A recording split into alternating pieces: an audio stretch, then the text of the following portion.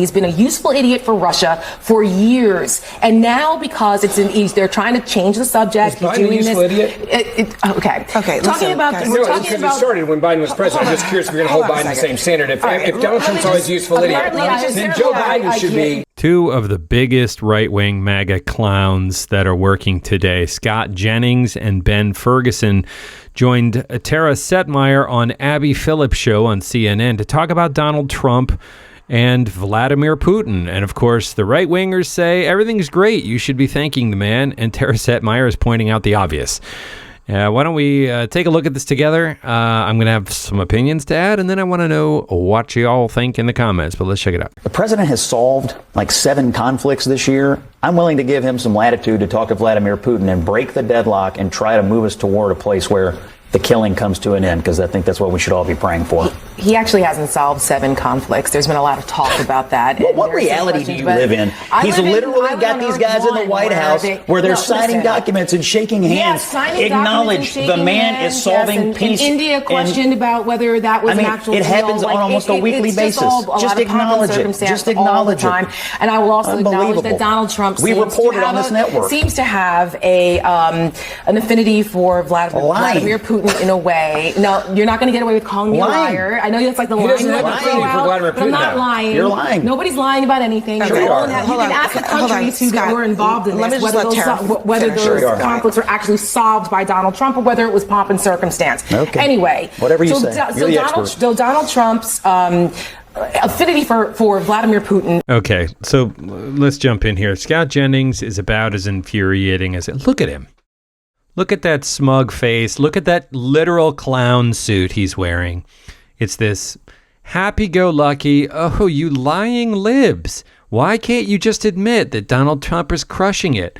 6 or 7 wars he's ended. This is a current mantra of the Trump administration. The point of this smug attitude is just to be triggering. It's just to be sane-washing. It's just to be normalizing.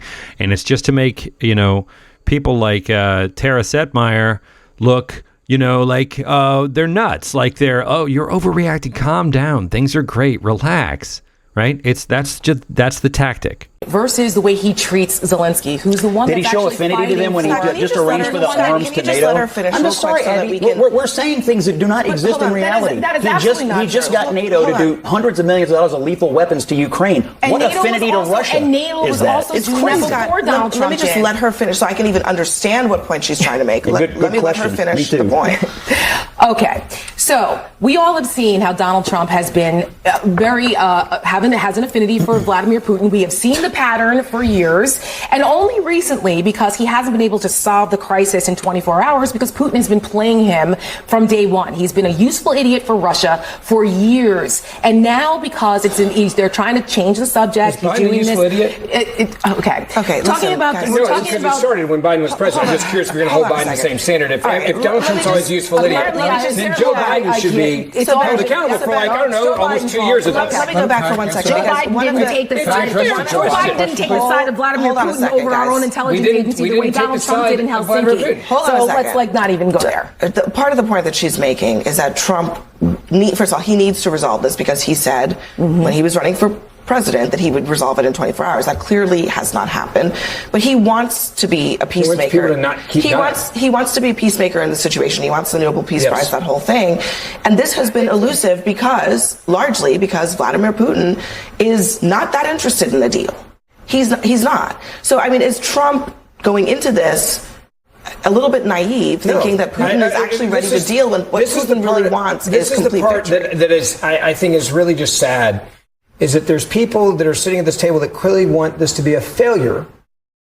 Where are those people? I think you're one of them. What? You don't put words in my mouth. I never said that, and neither did Dan. You come out here with the talking points. We want him to negotiate from a position of strength, not bringing a war criminal on U.S. soil and saying, I'm not allowed to interrupt you, but you can interrupt me and overtalk the whole time. I heard a lot of what you said. I heard a lot of what you said, and a lot of it was against Trump. I go back to what I was saying. Ben Ferguson and Scott Jennings are the worst. But they are doing what they are supposed to be doing very well. It's that eye roll, it's that smug, smirking attitude of like, dudes, we won. This is what everybody wants. Relax. You guys, this is why you don't win elections. Nobody likes your hysteria. It's all a tactic. It's all a tactic. It's absolutely gaslighting. It's the definition of gaslighting. It's like, you're crazy. Down is up, black is white, right? In fact, I say this has become a mantra of mine, they're not arguing in good faith. Having these people on a talk show or debate show like this, or any of these shows, giving them a platform to gaslight, to sane wash, to normalize. I'm convinced I think the thinking is that we're bringing some viewers around, like some folks are going to get it. But all we're doing is platforming the opportunity for these people to spew the insanity. I was going to say their views. They're not views. It's propaganda. The idea that he's the peacemaker in chief while he is deploying American troops in American cities. You've heard you know what's going on. You know what's going on.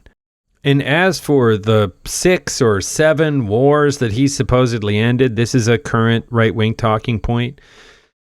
Take a look for yourself. Just do a simple internet search of it, right? The first of the top of this search is Israel and Iran.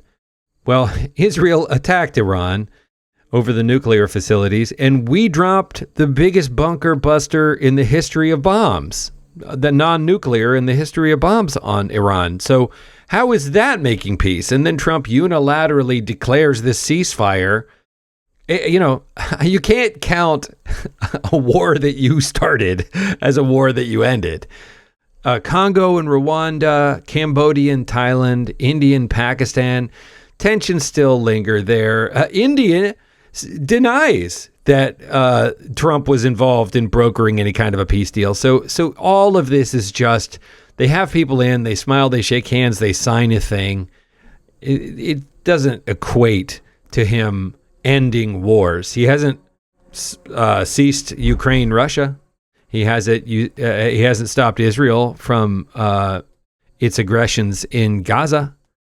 Right? I mean, there are some big ones that involve a lot of U.S. tax dollars. We're awfully quiet about those. But I don't know.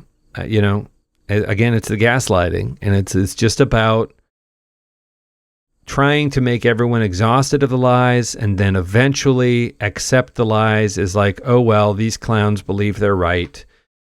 I got to get back to work at my third job to pay for all the services they cut, right? That's the tactic. I honestly don't know how Ben Ferguson and Scott Jennings sleep at night.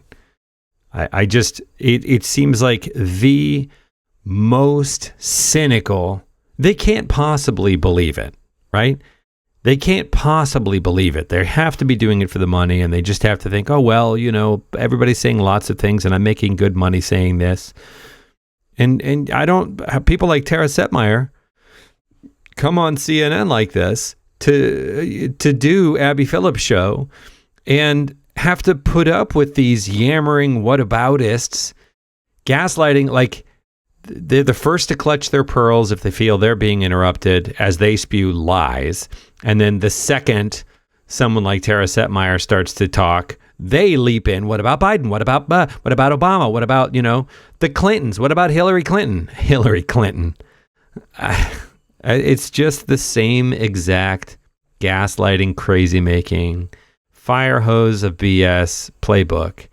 And I don't know. I mean, maybe we just need to not have these voices on anymore. I'm not sure how we get ourselves out of this media environment where half of the conversation is just bizarro world. I don't know. I mean, what do you think? Do you think... I think Tara Setmeyer believes what she's saying, and I think Abby Phillips is trying to mediate a conversation between, a good faith panelist and a couple of clowns who are absolutely not... by that I mean Scott Jennings and Ben Ferguson. Do you think Ben Ferguson really believe in this crap that they spout? Because I don't. I think it's just they're bought and paid for, and they don't really care. And that's why I say it's cynicism. But, I don't know. That's just so hard for me to get my head around. What do you think? Let me know in the comments.